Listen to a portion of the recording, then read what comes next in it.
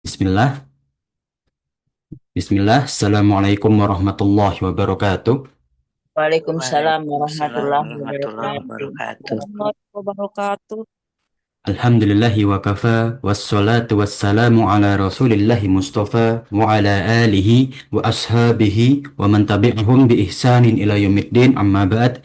Insyaallah di pertemuan pagi hari ini kita lanjutkan pembahasan kita di di hadis Arba'in Nawawi kita, yang mana kita meneladani hadis-hadis utama dalam Islam. Kita melihat apa sih syariat-syariat yang utama dalam Islam, ya, yang wajib kita berpegang teguh yang kita tegakkan, ya. Nah, kita telah bahas ya 3 hadis sebelumnya yang mana tentang iman, ya, bahwa niat, ya, bahwa niat itu, ya, mencakup amalan-amalan kita, ya. Bahkan salah satu pendapat imam, ya, yaitu dari Imam Ahmad bin Hambal, bahwa unsur dari kita seluruh perbuatan amalan kita itu ada 3, ya. Yang pertama itu niat. Niat dulu urutannya, ya. Nah, makanya di awal hadis apa? Innamal a'malu binniyat. Sesungguhnya awal amalnya itu tergantung niatnya dulu. Ya, kalau kita lomba startnya itu niatnya dulu, ya. Nah, kemudian yang kedua adalah al-qaul, ucapan. Selaras nggak dengan niat kita, ya. Nah, sejalur nggak dengan apa yang di dalam hati kita. Nah, kemudian bil jawarih, anggota tubuh kita. Kita praktekkan dengan tepat nggak? Jangan sampai niat kita baik tapi praktek kita tidak tepat atau bahkan merusak dari niat niat kita. Nah, itu di hadis pertama. Ya, hadis kedua, hadis Jibril, ya, riwayat dari sahabat Umar bin Khattab, ya, sama seperti hadis pertama. Ya, bagaimana dijelaskan dari pertanyaan Jibril kepada Rasulullah SAW tentang iman, yang sekarang kita kenal sebagai rukun iman. Ya.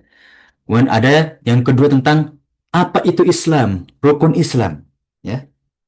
Nah, jadi ketika ditanya iman itu pondasinya apa aja sih? Ada 6, ya, rukun iman. Yang insya Allah para umat dan jamaah sekalian sudah mengerti, ya, dan harus mengerti dan harus dihafal juga, ya. Kemudian yang kedua tentang Islam, pondasi Islam apa aja sih? Ada 5, ya, yang harus kita tegakkan. Yang duanya kalau mampu, ya kan? Kemudian tentang ihsan, nah ini dia, ya, untuk memperbaiki niat kita, untuk memaksimalkan amal-amal kita dengan ihsan, ya, anta budallaha ka'annaka taroh. Ya, ketika engkau beribadah, ketika engkau berbuat, ketika engkau beramal, ya, bayangkan Allah itu melihat kamu, tuh melihat Allah. Allah tuh lagi mengawasi kamu. Fa illam takum tarohu fa innahu yaroka. Ya. Kalau kamu nggak bisa bayangin, ya, ketika engkau lagi beramal, berbuat, beribadah, engkau melihat Allah yang mengawasimu, maka ketahuilah bahwa Allah Subhanahu wa Ta'ala selalu senantiasa mengawasi kita.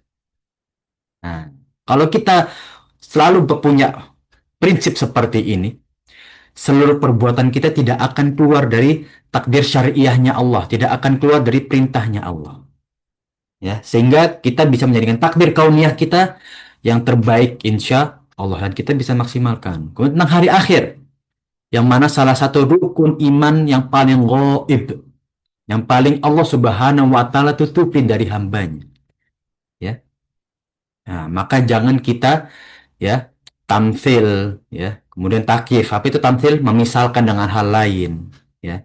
Kemudian, ya, takyif itu menggambarkan. Nah, makanya banyak film-film atau animasi-animasi, ya, baik secara 3D, ya, 3D itu maksud secara film atau secara 2 dimensi atau secara buku, ya, yang mana menggambarkan tentang hal-hal gaib di hari akhir. Nah, itu jangan sampai nanti anak cucu kita tuh mengira, oh ini kayak gini nih ternyata surga neraka. Oh kayak gini nih kejadian kiamat. Oh bisa kita akalin lah kiamat seperti ini. Kejadiannya kayak gini doang kok. Jangan.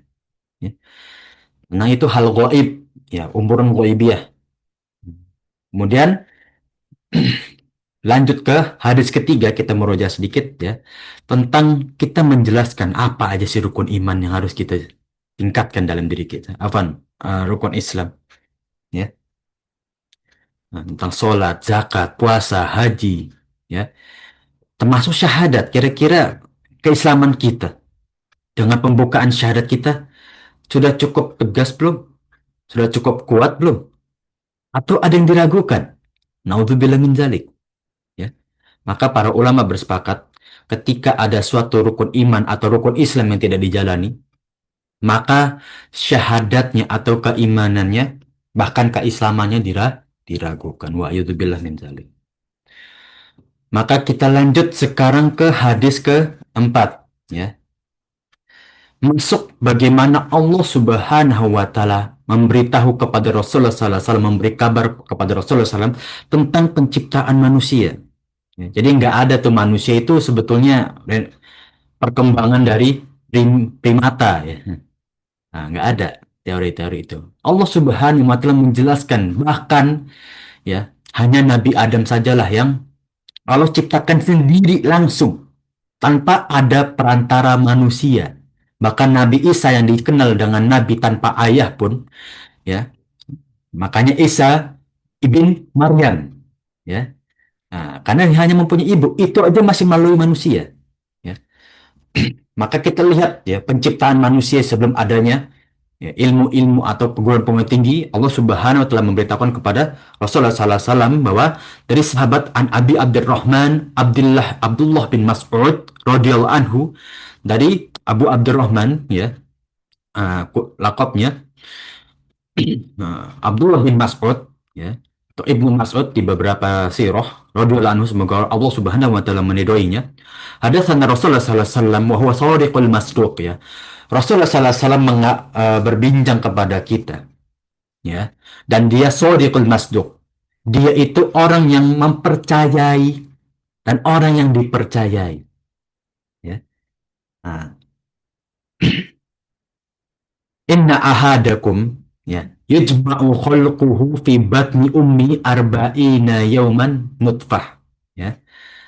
Bahwasannya, ya, seluruh kalian manusia, ya, yujma'u khalquhu, ya, di ibu, ya, diri kalian, ya, atau penciptaan kalian itu dikumpulkan di rahim ibu-ibu kalian setelah 7 hari, ya. Nutfah itu uh, sebagai apa namanya, air mani, ya. Nutfah itu air mani laki-laki.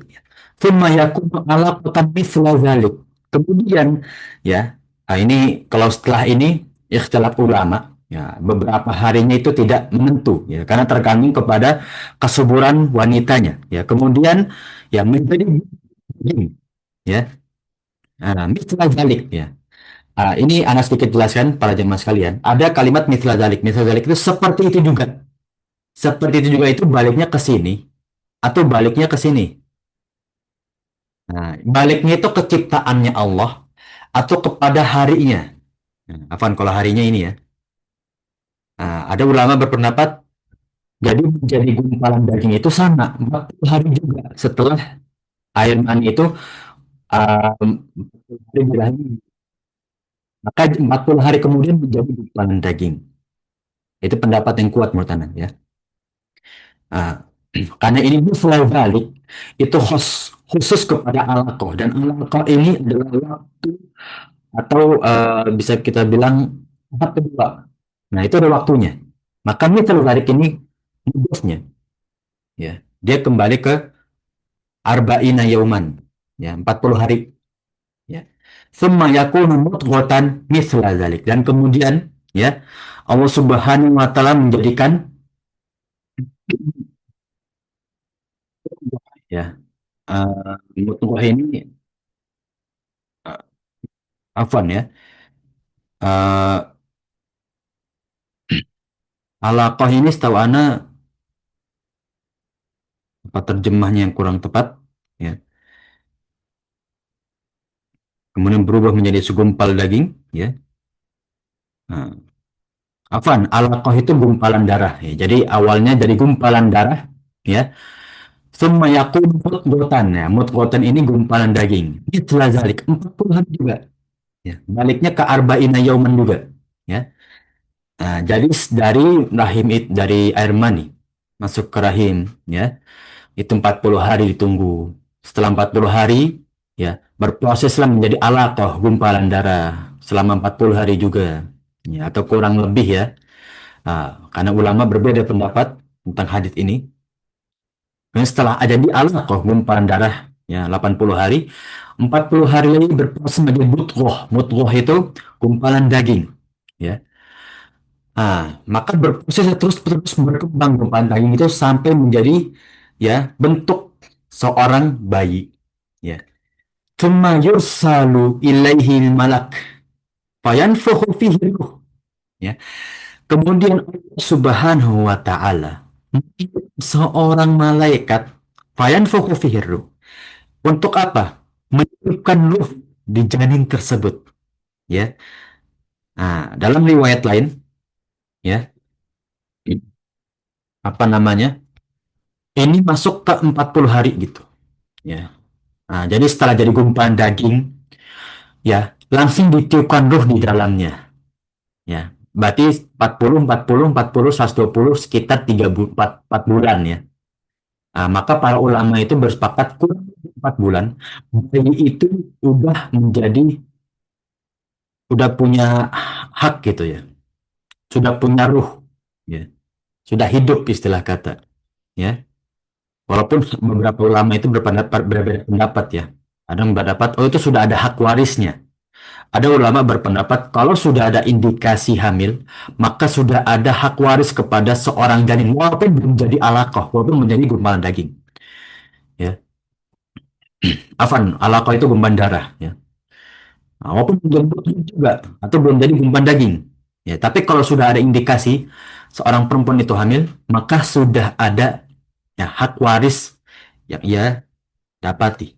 Ya, ada ulama berpendapat ya bahwasannya ya, maksimal itu 6 bulan dari sang pewaris itu wafat ya. Jadi pewarisnya wafat 6 bulan kemudian itu anak harus lahir. Nah, wallahu a'lam bisawab ya. Menurut Anda pendapat yang pertama cukup kuat ya karena indikasi dia hamil itu ya itu sudah ada. Nah, ini bahwa kita ketahui bahwa anak ini adalah anaknya pewaris ya. Nah, seperti itulah sampai menjadi hukum syariat berpengaruh dalam penciptaan manusia. Ya, setelah ditiupkan ruh oleh malaikat, ya, setelah 4 bulan masa kehamilan, wayu marubi arba'i kalimat, maka ditetapkanlah 4 perkara. Ya, yang pertama apa? Bikita birizqihi, tentang rizkinya itu diatur. Yang bisa mengubah itu hanya doa dan juga amal soleh, ya, dan silaturahim. Wa ajalihi, dan juga tentang ajalnya ya, maka barang siapa yang mempercepat ajalnya Allah murka kepadanya karena itu termasuk rezekinya dia, termasuk takdirnya dia ya. Wa amalihi, ya, dan juga amal-amalnya ya. Wasaqiyun au sa'idun ya, amalnya yang baik yang buruk atau yang baik ya. Saki itu buruk ya atau apa, celaka ya, kecelakaan, au sa'idun atau suatu kegembiraan ya. Jadi amal-amalnya tentang dia berbuat apa hari ini ya, itu sudah ditetapkan oleh Allah ya. Maka tentang takdir Anda sudah jelaskan di Akidah Wasitiyah, bahwa takdir itu ada 5 ya. Pertama Lauhul Mahfud, kemudian kedua apa namanya, dari ditiupkan janin ini ya setelah 4 bulan ada apa afwan, ada takdir per tahun yang mana ditulis di malam Lailatul Qadar. Kemudian ada takdir yang ditulis ya setiap hamba itu berbuat amal soleh, atau lebih tepatnya tahap keempat itu takdir setiap hari. Takdir setiap hari dulu ya. Dan terakhir itu takdir setiap dia beramal soleh, berdoa dan juga bersilaturahim. Maka semua itu berkaitan, bisa merubah ya. Fawallahilladzi la ilaha ghairuhu ya. Bahwa Allah Subhanahu wa taala itu ya tidak ada yang Tuhan yang selain dia ya. Inna ahadakum la ya'malu bi amali ahlil jannah ya. Ketika kalian ada yang beramal ya sesuai dengan amalannya penduduk surga, hatta ma yakunu bainahu wa bainaha illa dhira ya. Maka ya ketika ya ajalnya dia ya sudah mendekati atau itu sehasta, hasta itu segini ya. Jadi orang ini selama hidup ya dia itu beramal ahlul surga terus, beramal untuk mendekati surga ya. Namun ya ketika dia tinggal sehasta lagi menuju ajalnya, fayasbiqu alaihil kitab fayamalu bi amali alinnar fayadukhuluha ya. Sabaqa yasbiqu itu mendahului ya. Sebelum ajalnya dia telah mendahului suatu amal. Bi amali ahlinar fayadakhuluha. Maka ketika dia sebelum ajalnya dijemput, dia melakukan suatu perbuatan penduduk neraka, penghuni neraka, fayadakhuluha, maka dia akan masuk ke dalam neraka. Nauzubillah min dzalik. Ya.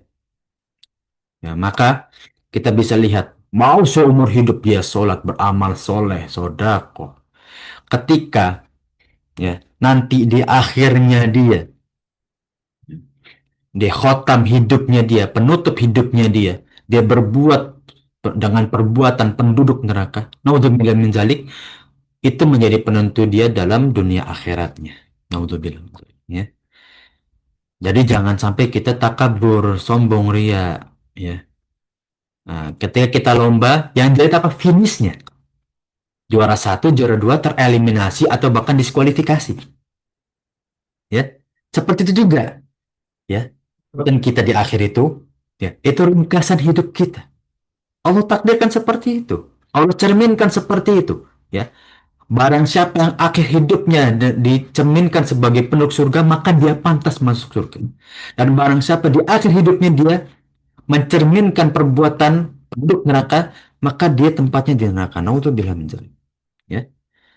Wa inna ahadakum la ya'malu bi amali ahlin nar, dan ketika seseorang dari kalian berbuat dengan perbuatan penduduk neraka selama hidupnya, hatta ma yakunu bainahu wa bainaha illa zero, dan ketika dia orang tersebut dan juga ajalnya tinggal sehasta ya, fayasbiqu alaihil kitab, maka sebelum dia ditutup kitab amal soleh, amal-amal dia, fayamalu bi ahlil jannah fayadkhulu, maka sebelum dia ditutup ya tentang penulisan amal soleh, amal-amalnya, dan dia dengan pembuatan ahli surga atau amal soleh, fayadkhul, maka dia akan masuk surga. Ya. Nah, maka inilah ya, yang bersambung dengan nanti hadis innamal a'malu bil khawatim. Amal seorang hamba selama hidup itu tergantung atau di riwayat lain tercermin dari akhir hidupnya. Allah takdirkan seperti itu ya. Jadi apa yang dia dapat di akhir hidupnya ya, husnul khotimah ya atau su'ul khotimah ya. Akhir yang baik atau akhir yang buruk itu mencerminkan dari perbuatan dia selama hidup. Bisa jadi dia beramal soleh, namun niatnya yang kurang. Bisa jadi dia terus bermaksiat, namun dia terus menerus takut kepada Allah sesungguhnya. Maka itu cukup untuk masukkan dia kepada surga, dan itu kebalikan juga kepada penduduk neraka. Ya. Nah, maka dari itulah ya, kita harus lihat amal kita. Ya. Walaupun kita sudah ditakdirkan masuk neraka, tapi kita bisa merubah. Ya. Amal soleh kita, doa-doa kita, silaturahim kita. Ya. Jadi jangan sampai ya kita ditakdirkan, naudzubillah misalkan ada yang masuk neraka, terus kita berpasrah, tidak. Terus gunanya apa amal soleh kita? Gunanya apa kita bersilaturahim kepada saudara-saudara atau orang terdekat kita? Gunanya apa kita beramal soleh kalau tidak untuk merubah sesuatu yang buruk dari diri kita? Allah takdirkan sebegitu. Allah tahu kita akan melakukan itu. Ya, maka kejar, ya. Ya. Seandainya Fir'aun pun ditakdirkan masuk surga, tapi dia memilih neraka. Ya. Dan seandainya juga ya, naudzubillah berapa dari kita ditakdirkan masuk neraka, namun kita memilih jangan menuju surga, Allah tetapkan kita menjadi penduduk surga. Amin ya rabbal alamin. Maka dalam hadis ini kita bisa lihat ya pula satu hikmahnya. Hadis ini sangat agung, sangat besar kedudukan dalam hidup kita, dalam keimanan kita, dalam penunjang amal soleh kita, mencakup seluruh kondisi manusia dari awal diciptakan, kemudian lahir di dunia, ya, memilih apa yang ia ingin jalani, ya, tentu dengan lingkup yang Allah Subhanahu wa Ta'ala telah batasi, sampai akhir di persinggahan abadi yaitu surga atau neraka. Dia memilih menjadi penduduk yang penuh dengan kebahagiaan atau penuh dengan kesengsaraan yang abadi. Pilih, ya. Sesuai dengan amal dia. Itu semua sesuai dengan amal kehidupannya. Maka inilah tentang kodok dan juga kodar. Ya, Allah berikan kodok takdir kepada kita. Allah berikan kodar. Allah berikan mas iya, apa? eh, Keinginan kita untuk merubah. Ya. Jadi jangan salahkan Allah. Ya, kalau kita ketika nanti ada yang kurang atau sebagaimana, naudzubillah. Karena itu pilihan kita tidak ingin merubah takdir buruk kita. Ya, as-sodiq, ya, as-sodiq itu dalam semua ucapan dia itu suatu yang benar, keluar dari dia yang benar. Dia mempercayai orang, jujur, amanah, sesuai dengan kenyataan, tidak ada kebohongan. Maksud yang dibenarkan, yang dipercayai, ya. Nah, seperti apa? Wahyu yang dipercayakan kepada Rasulullah SAW oleh malaikat Jibril tentang kebenaran dan juga ya menuju kebaikan ya kepada jalan Allah Subhanahu wa taala. Ya, yujma ya, jama'a yajma'u dikumpulkan ya. Ijma ulama itu artinya apa? Kumpulan pendapat para ulama ya. Jam'u itu kumpulan ya. Jama' yaitu perkumpulan gitu ya. Nah, kemudian ada khalaqah yaitu penciptaan. Fibat ni umhi yaitu rahim ibunya. Ya, nutfah itu air mani ya, air mani laki-laki. Ya, alaqah itu gumpalan darah yang belum kering. Ya, nah dinamakan alaqah karena masih menempel ya pada tangan yang memegangnya. Ya, nah ini mungkin para umat lebih mengerti ya, karena anak belum nikah, anak belum ngerti ya seperti apa gambarannya ya. Namun ya sepamana ya gumpalan darah yang maksudnya menempel pada rahim seorang ibu ya. Kemudian mudghah itu gumpalan daging. Nah, mulai gumpalan daging inilah yang nanti berkembang menjadi bentuk seorang bayi dan ditiupkan ruh awal awal dia sudah berbentuk gumpalan daging. Fayasbiqu alaihil kitab ya. Nah, sesudah ilmu Allah atau lahul mahfud atau sudah ditetapkan ya ketika masih di dalam perut ibunya ya. Ketika dia berbuat ya yang Allah tetapkan nanti di akhirnya dia bakal berbuat alur neraka atau surga ya Allah tetapkan ya atau dia sendiri yang memilih ya. Nah, berkaitan tentang fikih ya sebelum kita masuk ke tentang fikihnya para jamaah sekalian ada yang ingin ditanyakan tentang hadis hikmah dan juga kosakata atau mufrodatnya atau sudah cukup ya insyaallah. Nah, berarti kita lanjut ya ke perkara fikih yang ada di dalam hadis tersebut ya. Yang pertama tentang fase-fase perkembangan janin dalam rahim seorang ibu ya. Bahwa telah dijelaskan di hadis tadi ya.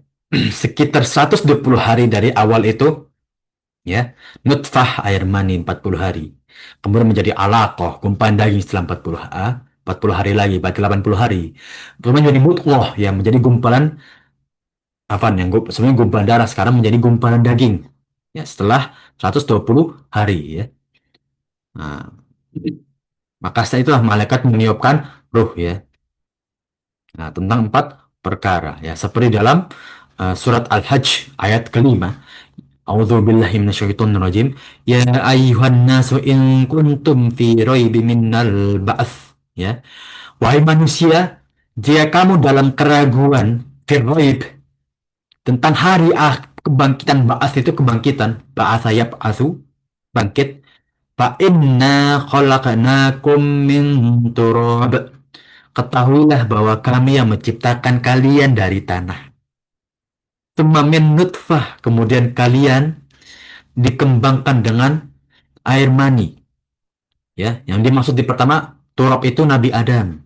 Kemudian setelah Nabi Adam diciptakan, ya, dibuatlah manusia itu dengan nutfah, ya, tsumma min alaqah, kemudian menjadi gumpalan darah, tsumma min mudghah, kemudian menjadi gumpalan daging. Ya, ini selaras dengan hadis tadi. Ya, nah, ini sama ya. Nah, cuma beda ayat. Ya, intinya sama tentang penciptaan manusia ya. Soalnya banyak dalam Al-Quran itu dijelaskan penciptaan manusia. Ya. Dan tugasnya hadis apa? Menjelaskan hikmah-hikmah dan juga hukum-hukumnya. Dan inilah tugas kita sebagai penuntut ilmu. Yang mana para ulama telah berusaha mengeluarkan hikmah-hikmah faedah-faedah hukum-hukum syariat dalam hadis tersebut. Yang tentu tidak keluar dari syariat Islam. Ya. Nah, maka itulah kita melihat pendapat-pendapat ulama itu bukan cuma A, B dengan hawa nafsunya, tapi ada dalil yang ia pakai atau kaidah-kaidah fikih sebelumnya yang dipakai oleh para ulama. Seperti hadis ini juga, ya, didukung dengan kekuatan Al-Quran. Kemudian hikmah-hikmah yang dikeluarkan tentang fikih-fikih juga dari penjelasan para ulama, tentu dengan dalil-dalil yang lain, ya, terutama tentang takdir, ya, tentang bagaimana khotimah kita, ya, khotamnya kita, penutup dari hidup kita, ya. Nah, inilah bagaimana hikmah penciptaan manusia, ya, dalam fase-fase, ya, perkembangan ilmu kita, ya, dalam fase-fase perubahan satu kondisi dengan ke kondisi yang lain, ya. Nah, di sisi lain, yang Allah kehendaki dalam penciptaan yang sempurna, ya, dalam waktu yang sangat-sangat singkat, ya, dengan teratur, ya, ada hukum itu sebab dan akibat, permulaan dan juga hasil, ya. Nggak mungkin ada suatu hasil nggak ada penyebabnya. Nggak mungkin ada akibat tapi nggak ada penyebabnya, nggak mungkin, ya. Nah, inilah penjelasan ciptaan Allah Subhanahu wa Ta'ala. Semua yang diciptakan pasti ada yang menciptakan. Semua makhluk pasti ada yang menciptakan, ya. Bahkan semua seluruh perbuatan kita ada yang mengatur, ya. Ada yang mengizinkan kita berbuat ini. Allah nggak mengizinkan kita berbuat ini, walaupun kita berusaha sebanyak orang kita tarik untuk kita berbuat. Kalau Allah nggak takdirkan, nggak bakal terjadi. Ya, semua itu tentang kuasa dan keagungan Allah Subhanahu wa Ta'ala. Maka tadaburilah ayat-ayat yang telah kita bahas tadi dan juga hadis ini bahwa kita tahu Allah itu, ya, maha sempurna dan juga menciptakan kita dengan sesempurna mungkin bentuk, ya. Maka jangan sampai kita kufur nikmat. Diciptakan Allah dengan sebaik-baiknya penciptaan, ya. Tapi beramal soleh males. Menjauhi maksiat masih sulit. Masih mengikuti hawa nafsu, ya. Nah, malu kita kepada Allah, ya. Nah, salah kata orang ngutang, ya, tapi nggak mau berbuat baik kepada orang yang dia hutangi, ya. Kita itu semuanya cuma dipinjemin Allah nih. Tubuh kita semua dipinjemin Allah. Terus Allah bilang, kamu tuh saya ciptakan, saya pinjemin, ya, saya kasih nih semua harta, fisik, kesehatan, waktu luang, keluarga, saya kasih nih. Tapi kamu berbuat baik aja pada saya dan juga seluruh manusia. Udah, ya. Mau nggak? Ya. Nah, seperti itulah diri kita, ya. Mau nggak kita berbuat baik kepada Allah? Mau nggak kita berbuat baik kepada diri kita sendiri? Ya, menjaga tubuh kita. Ya. Maka jangan salah ya, jamaah sekalian. Menjaga kesehatan badan, finansial, silaturahim, itu menjaga syariat Allah. Bukan cuma ibadah terus menerus menerus menerus, enggak. Nah, seperti kisah tiga pemuda pada zaman Rasulullah SAW ya. yang memaksakan untuk beribadah sesuai dengan keinginan mereka. Enggak. Rasul itu tetap tidur, nggak selalu sholat malam. Rasul itu ya tetap beberapa hari tidak berpuasa, nggak selalu tiap hari puasa. Ya, Rasul itu juga menikah, ya kan? Ya. Nah, inilah ya bahwa kita lihat Islam itu begitu sempurna syariatnya. Tinggal kita jalanin aja, ya. Kalau ada yang berpendapat, lah itu orang-orang Muslim kok merusak kerjanya, ya. Orang-orang Muslim kok kerjanya bom bunuh diri sana sini. Kok orang-orang Muslim banyak katanya agama yang akhlaknya mulia, ya, tapi kerjanya demo sana sini, perkataannya kotor, ya. Nah, maka bedakanlah Muslim yang menegakkan syariat dan juga Muslim yang KTP ya, Pak Jamaah sekalian ya. Nah, maka keimanan dan juga keislaman itu ada derajatnya. Ada yang berkurang, ada yang bertambah, ya. Maka kita lihat, kita nggak bilang mereka tidak beriman, tapi imannya lemah, ya. Kita nggak bilang mereka itu bukan Muslim, mereka Muslim, tapi tidak menegakkan syariat Islam. Ya. Jadi jangan salahkan syariatnya, salahkan pribadi orangnya. Ya. Ketika ada orang menghujat Islam karena perbuatan kita, introspeksi, oh, salah saya apa? Ya, atau niat mereka memang buruk untuk menghujat Islam. Ya. Maka, ketika kita dihujat, ikuti bagaimana cara Rasulullah. Rasulullah dihujat, nggak pergi. Ya. Rasulullah dihujat, nggak minder. Rasulullah dihujat, apakah dia menyalahkan keadaan? Apakah dia menyalahkan takdir Allah? Apakah dia menyalahkan malaikat Jibril yang mengirim wahyu kepada dia? Tidak. Rasul tahu itu kebaikan. Ya. Tinggal bagaimana kita menegakkan kebaikan itu dengan cara yang tepat. Walaupun bersimbah darah, walaupun menegang nyawa. Ya. Nah, kita cuma bersimbah keringat aja, ya, banyak protes gitu. Ya. Bahkan naudzubillah ya, Anda pernah dengar di kuping Anda sendiri. Ya. Kalau kita doa nggak dikabulin, ya sudah, kenapa kita harus menegakkan syariat Allah? Kalau kita aja mau aja nggak diturutin. Nah, gimana tuh? Seperti itu. Ya. Apakah kewajiban Allah mengabulkan seluruh keinginan kita? Atau sebaliknya, kita yang kewajiban kita lah yang menegakkan syariat Allah. Harus tahu posisi kita sebagai seorang hamba. Ya. Nah, tanamkan dalam diri kita, Om. Tanamkan. Ya. Bukan berarti anak sebaik-baiknya hamba gitu ya, yang berbicara di room Zoom ini. Namun kita bisa lihat ya bahwa kita butuh introspeksi kita tiap hari. Ya, maka ada kaidah ya 3 mim ya. Itu apa? Um, Muraqabah itu pendekatan diri kita kepada Allah. Kemudian ada satu lagi, ada muraqabah, ada muhasabah, ada munakosyah ya. Munakosyah itu kita berdiskusi kepada orang. Ya. Kemudian ada muhasabah, muhasabah itu introspeksi. Ya, itu prinsip 3 kehidupan yang ada di Tazkiyatun Nufus itu. Ya, kalau kita jalanin, ya, insya Allah kehidupan kita kayak para sahabat. Lihat para sahabat. Kalau yang salah, kira-kira para sahabat yang lain menghujatnya. Enggak. Justru mereka datang untuk memperbaiki kesalahan tersebut. Ya. Nah, begitulah hikmah dari penciptaan manusia. Ya. Ya, khalaqtul jinna wa insa illa liya'budun. Ya. Lalu pada surat Al-Baqarah atau Al-Maidah ya. Ya, bahwa aku menciptakan manusia itu untuk apa? Jin dan juga manusia untuk menyembahku. Ya. Berbeda dengan malaikat yang nggak punya hawa nafsu. Ya. Jin dan manusia itu punya hawa nafsu. Ya. Nah, karena hawa nafsu itu sejalur dengan emosional ya. Kemudian yang kedua tentang syariat peniupan ruh. Ya. Nah, jadi ya kita nggak ujuk-ujuk dapat ruh gitu. Ya. Nggak ujuk-ujuk dari apa primata atau simpanse jadi manusia. Yang mana ada teori simpanse ke manusia itu ada perkembangan fisik dan juga perkembangan otak. Maka akal itu termasuk dari saraf otak. Ada yang bilang seperti itu. Ya.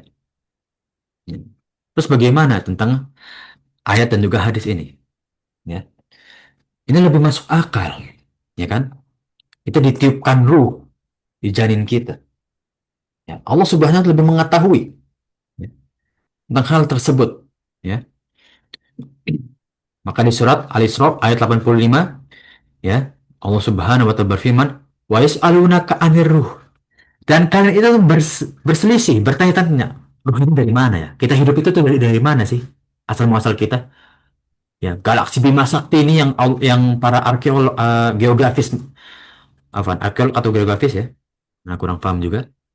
Mengelompokkan atau menilai itu ciptaannya dari siapa sih? Dari mana sih? Kulir dari Robbi. Katakanlah semua yang hidup yang ada itu dari Arokku, dari Allah. Wa ma utitum minal ilm. Ya, tidaklah kalian itu tidak tahu, mendapatkan ilmu. Ya, illa qalila. Kecuali kecil, sedikit. Yang kalian tahu, sepinter-pinternya orang siapa sih? Ya. Kalau tidak apa? Uh, yang mengenal Albert Einstein, ada mengenal apa? Ibnu Sina kalau dalam medis, ya. Uh, dan lain-lainnya ya. Uh, itu hanya sedikit ilmu yang mereka miliki. Yang lainnya ilmu siapa? Ilmu Allah. Ya. Sepinter-pinter orang itu hanya debu di mata Allah. Ya. Ilmunya, kedudukannya, hartanya itu hanya debu. Kalau Allah bilang kun fayakun, hilang semua itu deh. Ya. Nah, dia punya harta tapi nggak bisa nikmatin. Dia punya kepintaran tapi dipakai untuk kelicikan. Bermanfaatnya? Enggak. Malah merusak diri dia. Ya.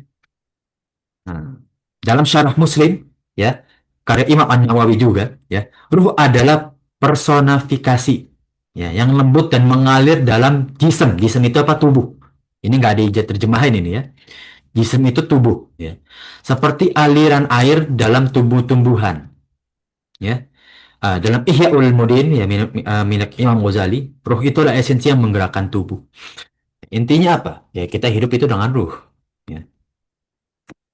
Nah, kemudian haramnya menggugurkan janin. Kenapa? Ini takdir Allah kok.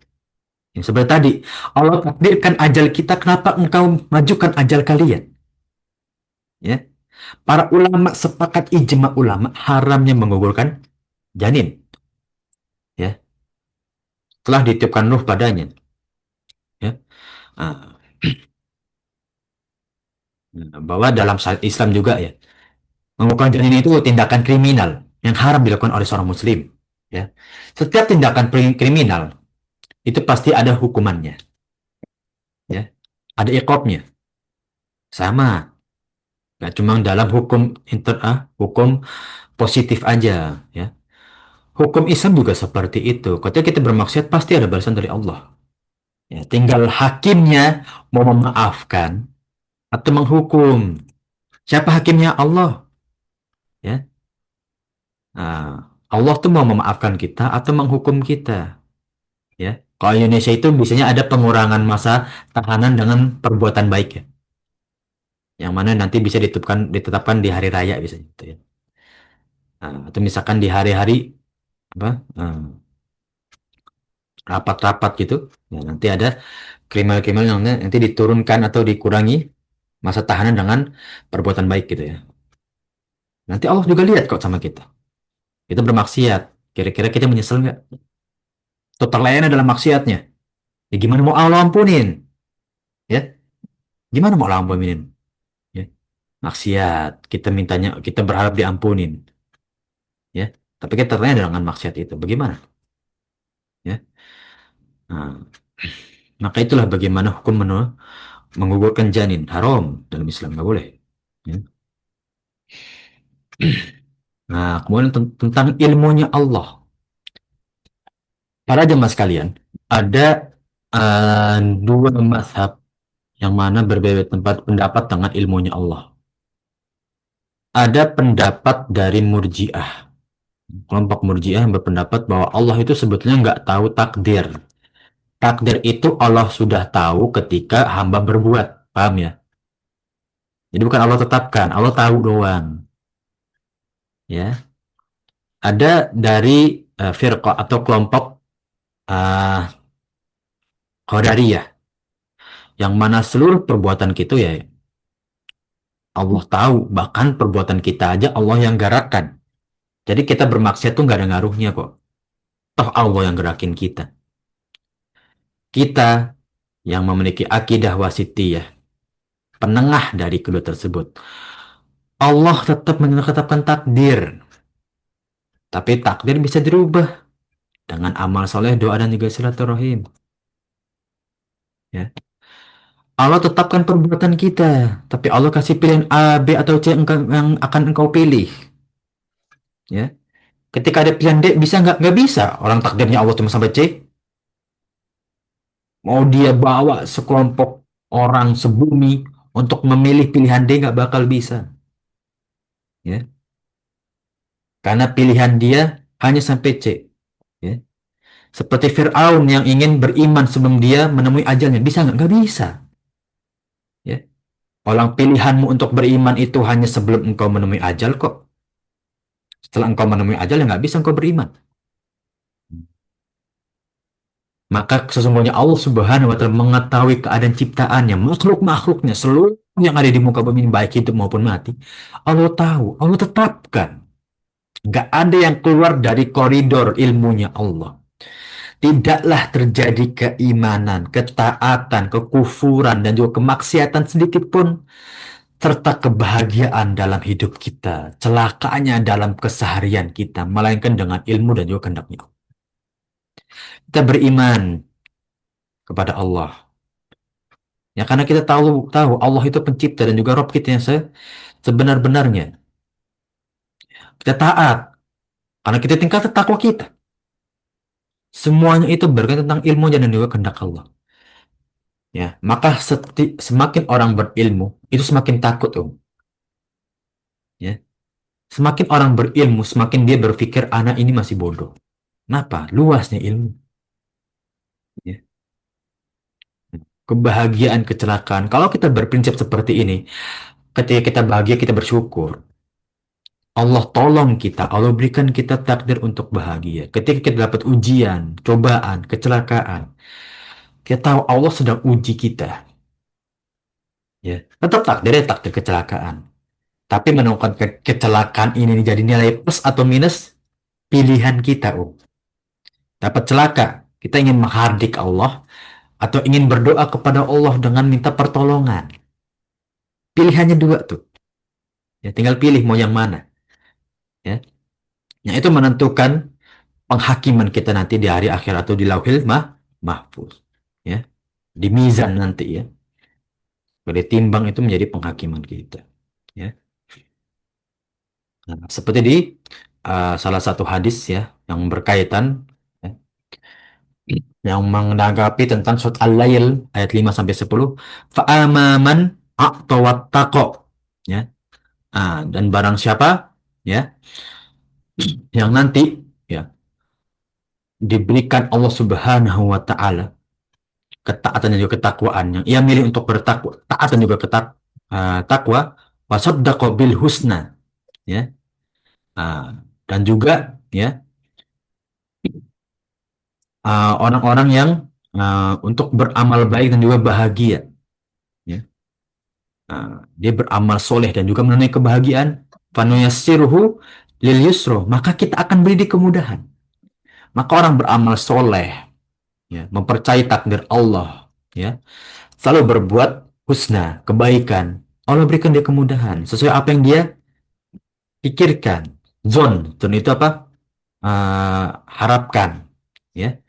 Wa amma man bakhila wastaghna, dan barang siapa yang pelit, inginnya egois untuk memperkaya diri sendiri, wa kadzdzaba bil husna, dan juga menolak tentang kebaikan ya, menjauhi kebaikan terus menerus ya, yastajrid fil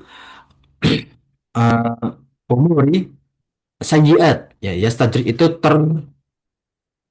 terlena dalam umur-umur atau dalam perkara-perkara keburukan. fasanuyassiruhu lil usra. Ya, maka nanti akan dia dapatkan ya keburukan yang ada di tangannya. Ya. Nah, ini dia ya. Nah, yusra wa usra ya. Usra itu kecelakaan. Ya, yusra itu kemudahan. Ya. Tinggal pilih mau yang mana. Ini menunjukkan bahwa diri kita itu ada pilihan. Ya. Nah, maka kita bisa lihat ilmu Allah itu tidak menghilangkan ikhtiar. Ikhtiar apa itu? Pilihan kita. Nggak Allah hilangkan. Tetap kita punya pilihan, namun Allah jadikan koridor. Di hadis yang lain, Rasulullah SAW menggambarkan takdir Allah itu seperti pengembala dan juga kambing. Pengembala mengikat kambingnya pada suatu dahan pohon yang mana kambing itu hanya bisa mengelilingi sesuai dengan jarak tali tersebut. Di luar tali nggak bisa. Seperti itu takdir Allah. Allah biarin kita punya pilihan, tapi nggak bakal keluar dari takdir Allah. Ya. Nah, itu mana kita lihat dalam ilmunya Allah ya. Nah, kemudian di surat Asy-Syams juga tentang penciptaan Allah. Memang di apa asma bukan asmaul husna apa juz amma ya atau apa namanya juz 30 itu tentang banyak-banyak surat makiyah itu tentang hari akhir dan juga sholat ya. Iman juga tentang iman kepada Allah. Nah, karena makiyah itu kan belum turun syarat puasa, haji, zakat ya. Belum banyak yang turun. Sodakoh udah ada, cuma zakat mal, zakat fitrah itu belum turun. Maka ayat-ayat maki itu tentang banyakkan tauhid dan juga hari akhir. Ya. Nah, seperti di surat Asy-Syams juga ayat 7 sampai 10 ya. Wa nafsu wa ma sawwaha dan jiwa-jiwa dan juga serta penyempurnaan dia. Dalam apa? Beramal ya. Tentang ciptaannya dia ya. Tentang Allah ciptakan dia dengan segitu sempurnanya. Fa'alhamaha fujuraha wa taqwaha. Maka Allah berikan dia pikiran ilham, akal, ya, kefasikan atau ketakwaan. Pilih. Kamu sudah Allah ilhamkan untuk berpikir, pilih yang benar. Ya. Qad aflaha man zakkaha. Ya, dan beruntunglah barang siapa yang mensucikan diri sendiri, ya, yang berakal, ya. Maka zaki itu kan artinya apa? Afwan, zaka itu zaki yang pakai za ya, suci, ya. Kalau za pakai za itu cerdas. Wa qad khaba man dassaha, ya. Dan merugilah khoba itu apa? Khaib, rugi. Aflaha itu apa? Merdeka, ya. Dan yang merugilah man dassaha, mengotor, ya. Dassa ya dusu, mengotori. Yang mengotori diri dia. Ya. Allah udah ciptain sempurna sempurnanya ciptaan, dia sendiri mengotori itu. Ya. Di poin kelima, orang-orang yang beralasan tentang takdir. Ya. Allah Subhanahu wa taala ya telah melarang kufur, maksiat, ya, dan menjadikan kewajiban-kewajiban bagi diri kita untuk kita tunaikan tentu, baik kepada manusia atau kepada Allah, ya. Ya. Dan Allah juga tetapkan ini baik, ini buruk, ini haram, ini tidak boleh. Allah tetapkan, tinggal kita pilih. Ya, makanya itulah, ya. Tidak boleh seseorang fasik, sesat, kufur, berdalih tentang takdir Allah. Allah berikan kita ikhtiar kok. Walaupun tetap koridor takdirnya Allah. Ya, seperti dalam surat At-Taubah ayat 105, qul malu fayasarallahu ya, fasayallahu amalakum, ya. Dan katakanlah ya, qulil a'mal ya, qulil ma'lu ya. Dan kalian kerjalah ya, amallah. Fasayarallah, maka fasayaro ya. Fa itu apa? Maka. Sa itu akan. Ya Allah, Allah akan melihat ya. Amalakum wa rasuluhu wal mu'minun, ya. Dan rasul-rasul setelah orang-orang mukmin yang akan melihat amal-amal kita, ya. Nah, tetap Allah awasin, ya. Tergantung dalam ikhtiarnya kita, pilihannya kita. Nah, ini dia innamal a'malu bil khawatim, ya. Tergantung amal-amal terakhir kita, ya. Nah, di hadis yang lain Ya, dari sahabat Sahal bin Sa'ad bahwa Rasulullah SAW bersabda, "Innamal a'malu bil khatim." Sungguh amal itu tergantung dari akhirnya. Ya, maka hadis tersebut ya berkaitan tentang iman dan juga taat. Ya, yang mana di penjelasan dari selain bahwa cerminan dari hidup dia itu dari khotimnya, akhirnya dia. Ya, nah, maka seperti dalam hadis, ya, kalau dia seumur umur dia berbuat ahli surga, namun di akhirnya dia tidak bisa memegang iman dia dan juga bermaksiat akhirnya, maka dia pantas untuk menjadi penduduk neraka. Nauzubillah min dzalik. Dan juga kebalikannya, ketika ada seseorang selalu fasik dalam hidupnya bermaksiat, namun dia ditutup dengan perbuatan penduduk ahli surga, maka dia pantas untuk menuju surganya Allah Subhanahu wa Ta'ala. Ya. Maka jaga amal soleh kita agar nanti kita sampai hari akhir kita, sampai kita menandungi ajal kita, kita pantas mendapatkan surganya Allah Subhanahu wa Ta'ala. Nah, ini tentang doa-doa Nabi untuk menjaga apa diri kita. Ya, ya muqallibal qulub, tsabbit qalbi ala dinik. Ini doa yang sering Rasulullah SAW ucapkan. Beberapa ulama itu bahkan menyantumkan dalam zikir pagi petang. Ya muqallibal qulub, wahai zat yang bisa membolak-balikan hati, tsabbit qalbi ala dinik. Tetapkanlah hati kita ini, hatiku ini dalam agamamu. Ya, jangan engkau pindah ragukan terhadap agamamu, jangan. Ya, wa ya musarrifal qulub, dan juga yang suka mengarahkan hati, yang bisa mengarahkan hati, sarrif qulubana ala ta'atik. Ya, tunjukkanlah dan juga tunjukkanlah, arahkanlah hati kita kepada ketaatan kepadamu. Doa, doa ini. Ya. Masukkan zikir pakai petang nggak masalah. Ya. Nah, mungkin ada para jamaah yang ingin apa foto, ya ini nggak masalah, ya boleh para jamaah atau mahat foto, ya doa ini doa bagus ya boleh kita iringi dengan apa namanya doa-doa yang lain, ya. Nah, ini masih sama ya tentang penjelasan tadi. Walhamdulillahirobbil alamin ya. Nah, kita telah apa namanya habiskan tentang hadis ke 4 ya. Insya Allah nanti kita bahas hadis selanjutnya tentang kemungkaran juga bid'ah ya.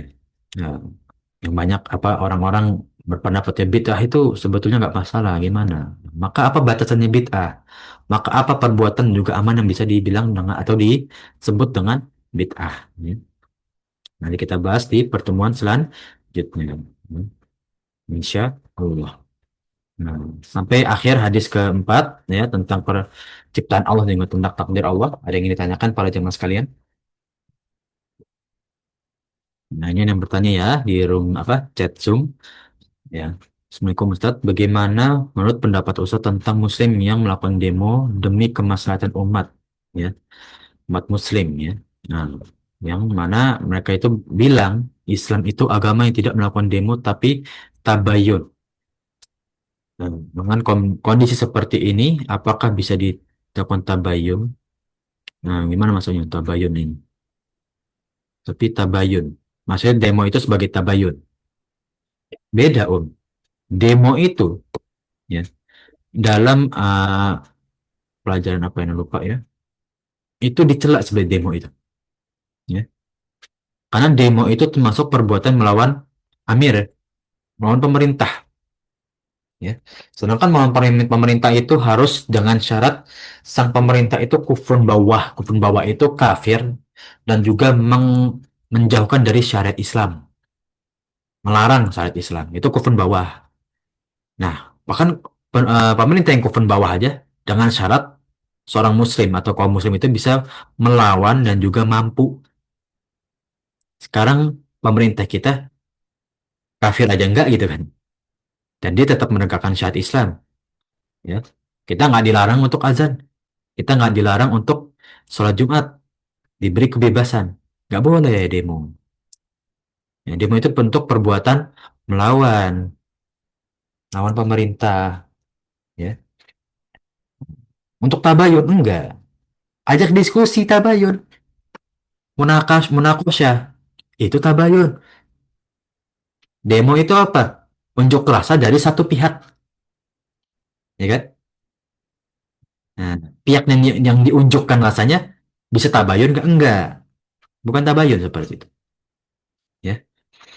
Nah, demo itu bentuk unjuk rasa aja. Ya, bukan tabayun. Ya. Gimana mau tabayun? Orang yang didengar, yang untuk pendengar aja nggak ada kadang. Ya. Nggak, demo itu bukan tabayun, Om. Ya. Nggak ada penjelasan ulama demo itu tabayun dari mana? Ya. Kalau ada pendapat tersebut, lihat riwayatnya. Ya, kalau Soeh Fadol. Tapi menurut Anda nggak? Selama Anda belajar, para dosen Anda juga ulama itu, beberapa ulama anak pendapat, mereka mencela demo. Nggak boleh sama sekali demo. Untuk apa? Ya. Nah, Assalamualaikum Pak Ustadz. Waalaikumsalam, Om. Ya, Fadol. Ya maksudnya tabayun begini Pak Ustadz, kan sekarang ini umat muslim kita kan lagi kemarin itu demo di depan Menteri Kesehatan masalah vaksin TBC Pak Ustadz. Hmm. Itu kan ada plus minusnya, yang mengerti mungkin mau, yang tidak mengerti mungkin dia demo karena kan mereka merasa takut dengan vaksin virus TBC itu Pak Ustadz. Ya kan mereka kemarin itu ulama-ulama kita mengajak kita demo di depan Menteri Kesehatan. Kan yang pada saat ini itu banyak ulama atau yang cendekiawan kita melakukan tabayun, maksudnya melakukan pendekatan dengan Menteri Kesehatan, tapi kayaknya tidak didengar, tetap akan dilaksanakan itu vaksin TBC gitu Pak Ustadz. Maksudnya dalam kondisi seperti ini bisakah demo, kan tabayun itu sudah kita lakukan tapi tidak menurut titik terang kalau udah tidak ada lagi vaksin gitu, seperti itu Pak Ustadz. Bukan, tabayun sama demo itu pasti berbeda gitu Pak Ustadz. Oke, iya. Waalaikumsalam. Waalaikumsalam warahmatullahi wabarakatuh. Jalan keluarnya, Om, sebetulnya. Memang sulitnya kalau tabayun nggak didengar itu. Ya sudah, ya. Pemerintah pasti punya apa namanya pertimbangan juga ya. Nah, jadi jangan seakan-akan kita masyarakat itu ketika kita nggak sesuai dengan keinginan itu, keinginan kita ya, seakan-akan oh kita terzolimi, tidak. Ya mungkin pemerintah kami vaksin TBC atau kalau dulu vaksin haji yang dari apa, eh, ada unsur haramnya. Kalau kita nggak mau, jangan diturut, nggak usah kita pakai, sudah gitu aja. Ya, nggak usah kita pakai. Kalau misalkan kita pakai pun ternyata seperti itu berarti dosanya ditanggung mereka. Ya, itulah gunanya pemerintah. Ya, ada perbuatan dosa yang dialurkan kepada masyarakat, penanggungnya siapa ya? Pemerintah. Mereka tanggung. Kalau itu hal-hal yang haram. Ya, jadi jangan sampai kita memperburuk suasana seperti itu. Menurut Ana nggak perlu demo-demo, nggak perlu. Kalau pemerintah masih kekeh ya sudah, kita ngalah aja, biarin aja. Itu kan juga ranahnya mereka untuk menetapkan. Kita kan hanya bisa menyuarakan, ya memberi pendapat dengan tabayun itu. Kalau pemerintah tetap kekeh untuk memakai vaksin TBC yang dari unsur haram, itu sudah, itu perkara mereka, ya. Karena ada fikihnya itu, ya tentang obat-obat yang dari unsur non halal, hukumnya gimana, ya boleh nggak dipakai, gitu kan. Nah, nanti kalau ada penjelasan sini panjang, ada dalilnya itu, ya. Jadi jangan sampai kita demo tapi kita nggak ada ilmunya, ya. Kita mengalah saja sudah, ya. Nggak seharusnya kita Syukron, harus mendahulukan emosional kita gitu, ya. syukron Pak Ustadz. Ya, Afan, Waalaikum, ya itu yang pendapat Ana ya. Dan ya pendapat dosen Ana juga beberapa seperti itu. Dan Ana setuju. Nah, kemudian dari jamaah yang lain atau umat yang lain ada yang ingin ditanyakan, ya, tentang penciptaan manusia, takdir. Ya. Hmm. Itu sudah cukup insya Allah, Om. Ya, Insya Allah cukup Ustadz. sudah cukup ya. Nah, insya Allah kalau sudah cukup ya, kita akhiri ya pertemuan pagi hari ini yang insya Allah ya, kita melihat ya amal-amal soleh takdir seperti ini. Ya, menjadi koreksi kita tuh. Ya. Kita lihat apakah sudah cukup ya dalam diri kita. Ya. Dan ini nggak terkecuali siapapun. Ya. Nggak menentukan siapapun yang dituju dari hadis ini. Ya. Bahkan orang-orang yang kenal alim, soleh pun mereka harus introspeksi. Ya. Karena ya mereka menanggung beban yang lebih berat yaitu apa? Ilmu. Nah, kalau ketika ilmu tidak dipakai, tidak disalurkan, nah tanggung jawabnya lebih besar lagi tuh. Ya. Nah, mungkin ini yang bisa Anda sampaikan ya para jamaah sekalian. Ya. Kurang lebihnya mohon maaf ya. Nah, minta maaf bila ada ucapan yang kurang berkenan ya. Barakallahu fikum ya. Jamaah sekalian, insya Allah yang mau kita tempuh, Barakallah. insya Allah yang mau kita tempuh menjadi amal jariah kita setelah diwafatkan oleh Allah Subhanahu wa Ta'ala, dan menjadi pembalas amal soleh kita nanti di hari akhir. Amin ya rabbal alamin. Dan insya Allah kita dipertemukan bersama umatnya Rasulullah SAW menuju surganya Allah dengan keadaan dosa-dosa kita diampuni, dan kita bisa memilih kita surga mana yang ingin kita masuki. Amin ya rabbal alamin. Ya.